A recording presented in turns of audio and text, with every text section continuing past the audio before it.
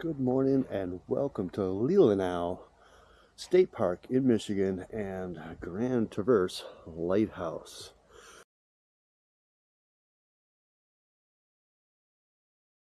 This is Scandi Wandering. My name is Peter and I am here to give you a campground tour.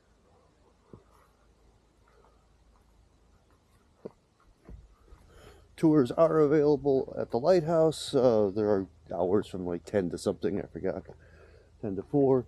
There's also a gift shop and camp store here. Again, hours are limited, and I do believe there's actually still a caretaker, not of the light, but of the house, still living there. But I don't know for that for sure. I just know it seemed like somebody was in there last night, like washing dishes in the evening. So where am I? Well, on the Michigan shoreline, north of Sleeping Bear Dunes. We are all the way up here at that peak. I wanted to have a lakefront experience with a rocky shoreline rather than all the duney shorelines you get along here. And I definitely got that here. So let's take a tour of the campground. Now this is my first cloudy day. It's well after sunrise, but hopefully in the wooded section there's enough light to see what's going on. This is the day use area just past the entrance station. You need, if you just want to use this, you need your recreational access pass from Michigan. And if you're going to try to stealth camp on the far side of the parking lot and not in the campground, don't run your generator. You can hear it from inside the campground. Alright, in this place, no drones, no fireworks. I believe there's also no alcohol in the Michigan State Parks. And the drone is important because of the lighthouse. Just as you're making the loop, so this is one big loop with a little spur off that end. As you're starting the loop, you'll hit a water fill so you can fill your tanks coming in. Campground host during regular season, which would give you access to firewood. They have little wagons and everything. And then a couple cabins. So cabins are available to rent here. And all these sites are reservable, so I'm going to try to show them as best as I can so you know what you're getting. Site 1 is one of the biggest ones. Now, what we have here is a loop, and up here we're kind of up on a raise, wooded sites on both sides, and when we get down to the lower section we're running along the lake. So this section is not along the lake specifically.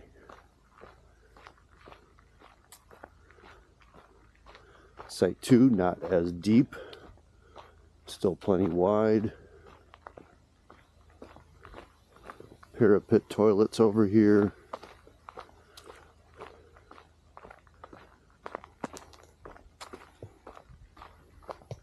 Site 3, another very long site. This goes way back. Anything will fit in here, and that can be a limitation in this campground.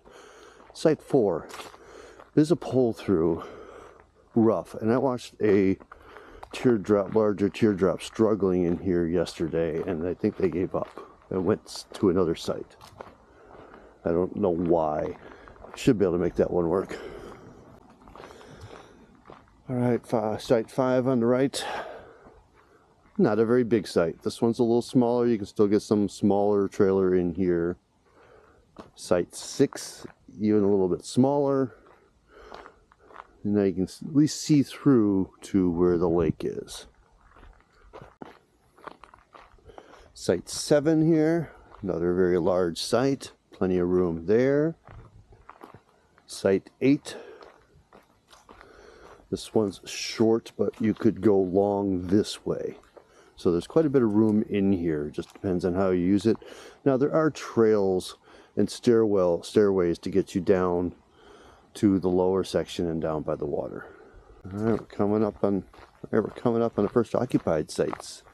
Site 9 over here. That's fairly large. Easy back in. Site 10. Not quite as deep, but still plenty of room for lots of tents. Site 11 coming off the end here. Got some good depth to that. Site 12 with a stairwell going down. This one is pretty small. I guess if you move the picnic table over, you can get a little deeper there. You got a little drizzle coming in. Site 13 here, definitely not a big site, but there are smaller ones. Starting to slope downhill gently. Now, it may seem like, of course, you want the waterfront sites, but if there's a storm brewing, you may want to be up here in the woods rather than down on the water. All right, site 14 is incredibly wide, but no depth with the trees there. You could probably slip something in this section, or you could send a trailer along the length here. So you figure out how you'd want to use that. And then I think we got a little bit of a gap here. All right, now we're down at the main loop goes left, but there's a little spur off to the right, and we'll check that out. So 15 here, across from the water area, there is an access path just over there. Not a very big one, but it has a little bit of depth there if you really need it. Okay, numbering wise, I think we're going to skip ahead and come back. All right, I got 16 on the right here away from the water. That's fairly deep, tucked in there.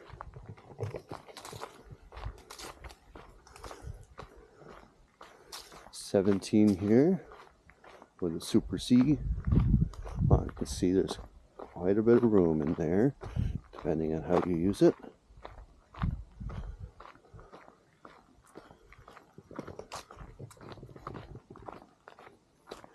$18 is really just this little pad up front, and then you have your picnic table and fire ring and tent pads in the back, nicely tucked away if you want a tent in there. Coming around the loop here, we have a pit toilet, and where's the next site? That's all the way around the corner. And 19 over here has access to the water down there. Come around the corner. 20, 21 down here on the water. Small trailers seem to fit. 22 here. It tucks way back around. He's way back in there. 23. That's about as deep as you can get. Got second vehicle.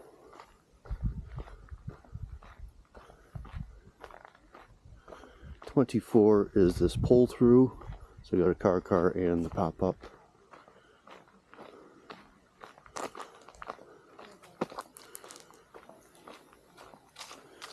25. Got the small trailer tucked over in the side there. I think that's the one that was struggling up in that big site. So 26, room for your trailer and your pull vehicle over here. 27, amazingly it's empty. I'll probably show up tonight on a Friday and just booked an extra day. So this is 27. You can get a sense of what these are like waterfront wise.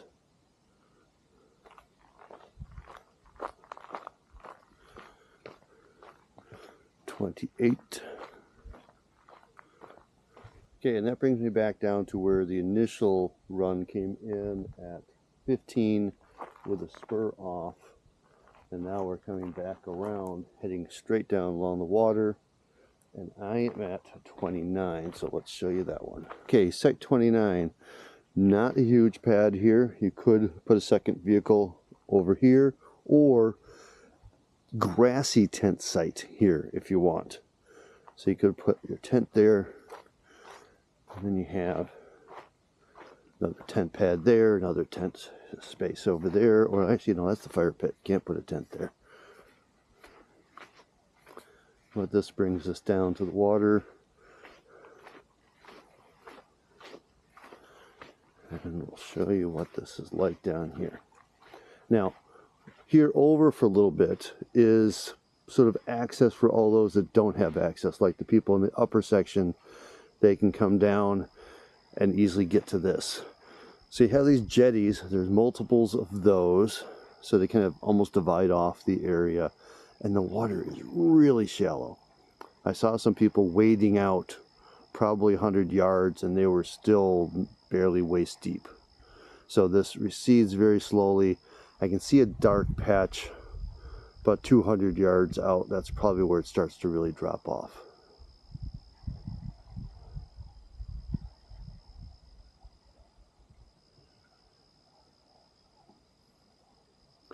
And there's really not much you can see out there. Look north of here, eventually you'll see Beaver Island. You can kind of see the shoreline coming up over there, but there's really nothing out there to look at. And right now, mid to late September, we're starting to get a little bit of color. Now, in past videos, I've kind of sung the praises of a pit toilet, because some campgrounds, like in Iowa, they're trying to go away from all the pit toilets and making everything a flush toilet. But they have campgrounds that are open off season, and there's no toilets that work. Well, I found the one reason a pit toilet may not work. The door blew off, so this one's closed. But luckily there's another one next to it. So this is the public beach access for those that are offset. 30, now we're getting into some. So from here down, all the sites are on this side, and all of this is just whoever public access to the beach, including the people up above. But these can get a little snug getting in and out of.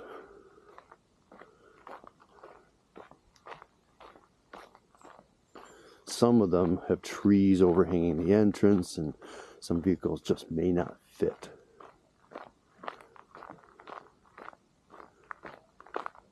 .31 has a lot of space behind the truck, the car there.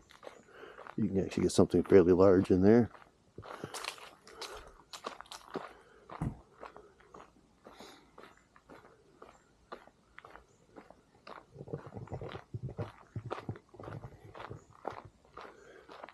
.32's got a little small travel trailer in there.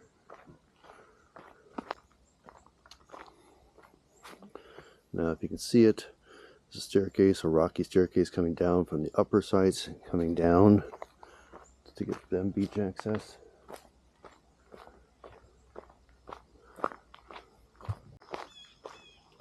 .33, kind of get a sense of what's going on there. .34, definitely don't want something big in here easily. It's a very short sight to the hillside. Same with .35. Small teardrop and pop-up might work too. After another gap, we're at .36. There's a little more depth behind the truck, but it dips down in. .37, again, we've got another staircase coming down, and there are reflective things up there so you can find your way back. Entrance is way over here. Plus here, they work themselves out in there. So you could park a vehicle here and over there on .37. .38. That's about right size. You could go a little longer. Still have room on the side for a tow vehicle.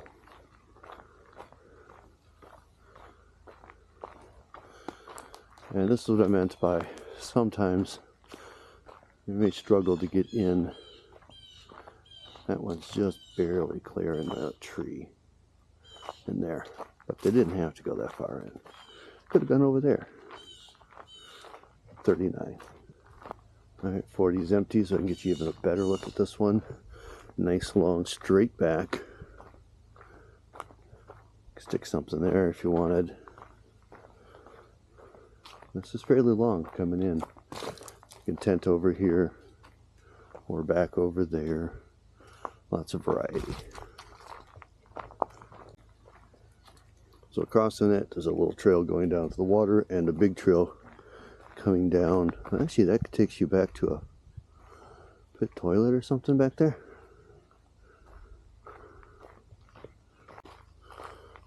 "41, a lot of depth, but it's not level going back." Next one appears to be a pull-through. It's empty, so 42. That's marked here as the entrance, but it's an easy pull-through. This one can handle something big coming through, easy in and out, or, well, however you want to make this work. Not a lot of room to play here. And then down by the water, and I can still hear that generator up in the parking lot. Okay, 43 here.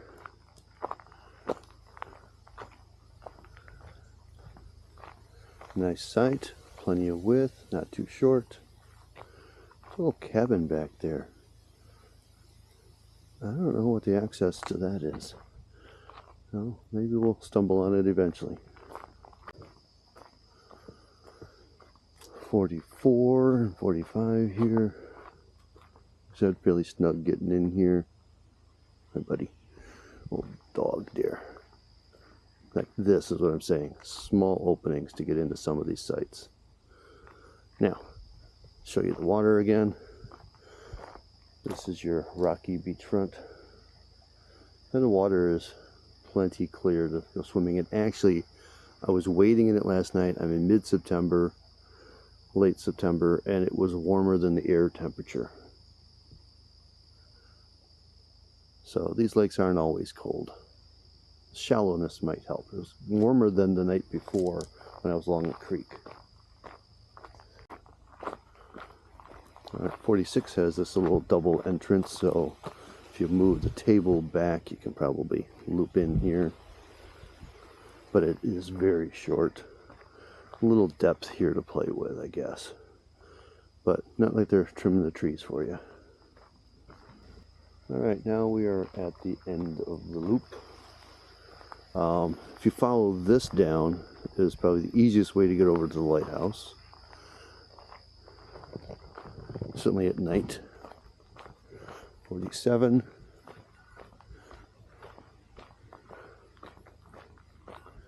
48 over here. Split your system to make it all fit. That's very awkward considering this is the direction you come in and then you have to back it around. 49. How much room do you need? 49 will cover it. You got all the room in the world. And back in here is like a playground almost for the kids of woods and down trees and things to play on. Here comes our cabin. Site 50 before that. A very small little site. Backing up to all the neighbors. However you want to try to work amongst the trees. 51 here. Picnic table and firing there. Little pad there. And another cabin, which is bigger than the other ones. I don't see a number on there, I think, but there's a cabin. And on the way back out, this is the exit. We have another drinking water place. No washing your dishes or anything here, just fill your jugs. So I got to remember to do this on the way out. Well, that's my tour for you of Leelanau State Park, if I'm pronouncing that right. I hope so. This is part of a series I'm doing that is doing a circle around Lake Michigan. And my goal in each one of these stops every night was to get a different waterfront experience. I've had the soft sand, the Grand Haven, I've had Creekside, now here, and I've got a couple other spots along the lakes, and different kinds of lakes too. So if you're interested in that, please like and subscribe so you can get the rest of this videos like this and find that perfect campsite. This is also part of a trip I'm doing, and I'm showing daily what I've done and what I'm discovering. I'm making those separate videos for the campground tour so it doesn't get too long and boring, and you can choose which kind of stuff you're interested in. So thanks for coming along. Get on out there and find your perfect site. Time for breakfast.